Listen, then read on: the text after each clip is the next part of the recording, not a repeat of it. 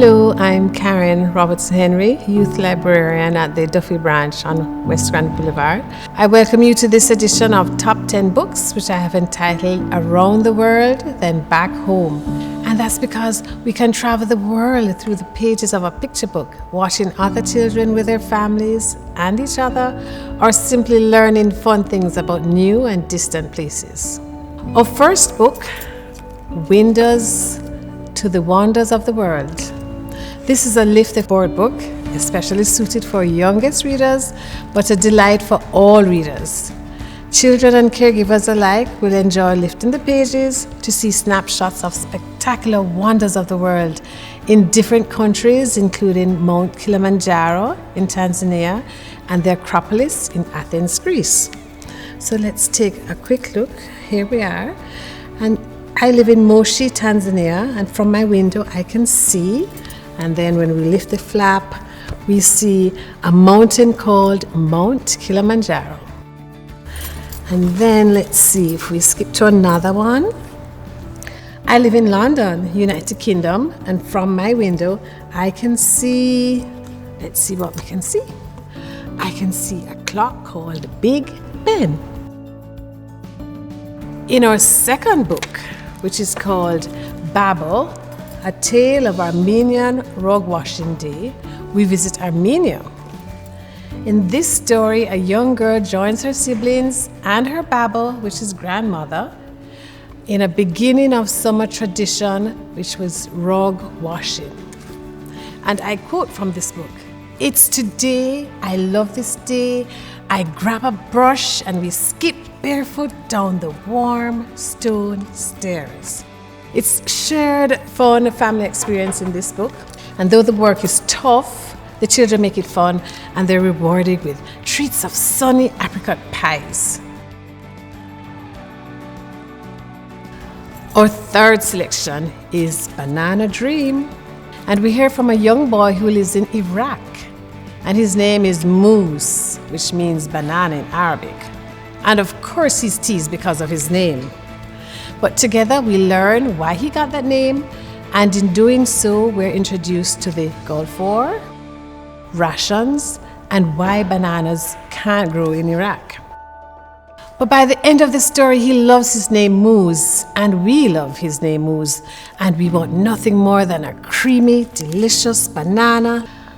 Our fourth book, The Blue Pickup, is a tender tale set in Jamaica, where a girl spends time with her grandfather, helping him to fix cars in his garage. The old blue pickup, their resting place between jobs, becomes a spot where Granddad tells the girl stories of his younger days, taking her on a trip through different aspects of Jamaican life. And in this story, it's both a trip through the island as well as a young girl learning the skill of auto mechanics.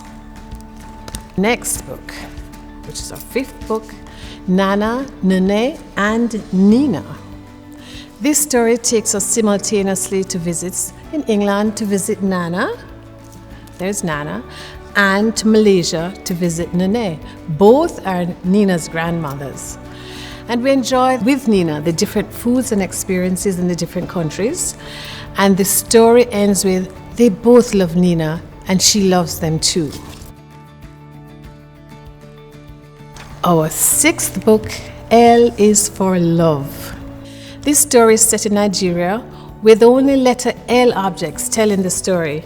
And it is a visually exciting journey from a rural village to the big city of Lagos, where a family travels to sell produce in the busy Lagos market. Color and warmth and joy leap from the illustrations and place us right there in Nigeria. Our next selection, Ayo's Adventure Across the African Diaspora from Afro to Zulu. Ayo falls asleep, and through his dreams, we visit several different countries in this one. This is a compilation of different countries that Ayo explores, and we learn about different aspects of each country. The illustrations in this book are again very rich and bright and bold. There's a lot of different places you can travel in this book, Ayo's Adventures. We turn our faces homeward now as we journey back to the United States. So we went all over, now we're back, coming back to the States. And in pick number 8, Yenebe's drive to school. We travel with Yenebe from her border town in Mexico to school in the United States. Yenebe and her little sister and her mom make this trip every morning. It takes about 3 hours, but along the way there's delicious food for breakfast, other interesting vendors, more sleep time for Yenebe's little sister, friends making the same crossing, and the border crossing. Finally, there's school. And at the end again, the author's note tells us about the many US citizens who live in Mexico and commute daily for work and school in the United States. Our 9th book is The Horseback Librarians. The back cover note of the book reads, "There are no librarians in the remote backwoods of Kentucky in the 1930s." How did children get books to read? Well, the story lets us know that they read because horseback librarians like Anna Mary in our story made those often difficult journeys into these deep rural areas to bring books to families. Alone, but for their horses, sometimes sleeping outside, but dedicated to those eagerly awaiting them and the treasured books. In our final selection, The World Belongs to Us.